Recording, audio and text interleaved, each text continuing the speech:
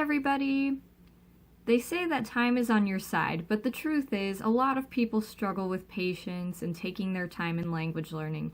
I know this because when I posed a question once, that was one of the answers that came up frequently.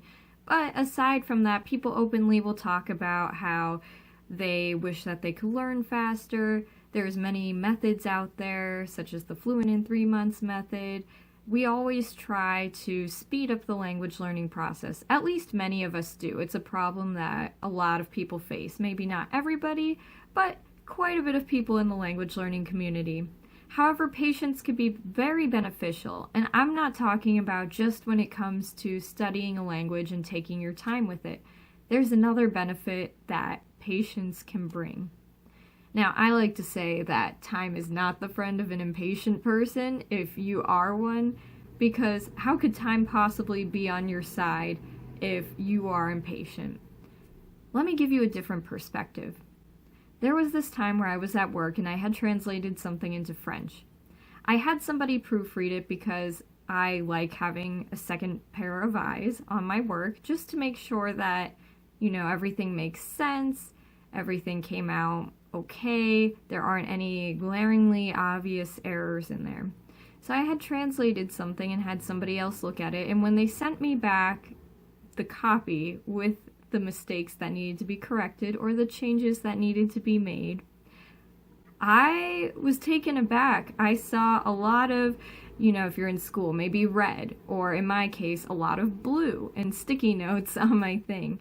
And I was kind of discouraged. I thought, wow, did I really make that many mistakes? I'm out of practice. I must not be good. All the immediate negative thoughts that come to your head when you get something back with corrections on it.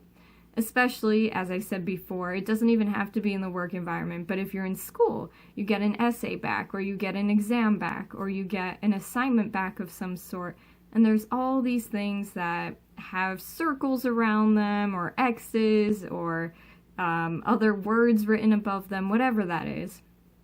And for me, I was discouraged upon seeing that, and I thought, wow, I feel kind of bad about this. But you know what? I ended up taking a step back. Not in the moment, I was upset about it for a little bit, but I took a step back and actually for about a day or two let some time go by, and when I went to revisit it and looked through the corrections once again, I realized that they weren't a big deal. They were very minor things, and that's how it is with languages. A lot of the time there's nuances, or maybe you're saying the thing correctly or writing it correctly or even spelling it correctly, but there's just another way that's more natural to the audience that you're translating for, writing this paper for, whatever that is. And your mistakes aren't something you actually have to feel bad about. It's just hard to have that kind of patience, but this is how patience can help you when it comes to feeling discouraged with an assignment that you receive or corrections you receive. Because in reality, they may not be as big of a deal as you think that they are, and taking some time away from them, that is what'll help you in many cases. And then you come back with kind of a different mindset, looking at it differently. You're not in that same mood that you were in upon initially seeing it. You had some time to cool down and relax. You come back and everything's actually okay.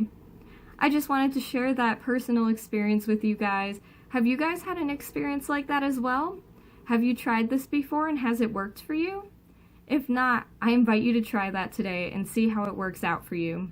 Please share this with somebody who can use this kind of message today, because I know a lot of people get discouraged about corrections that they receive, especially the amount, but in reality, a lot of the time, they're very, very, very minor corrections. And also, don't forget to subscribe for more language learning tips and tricks. All right, I'll see you guys next time. Bye-bye.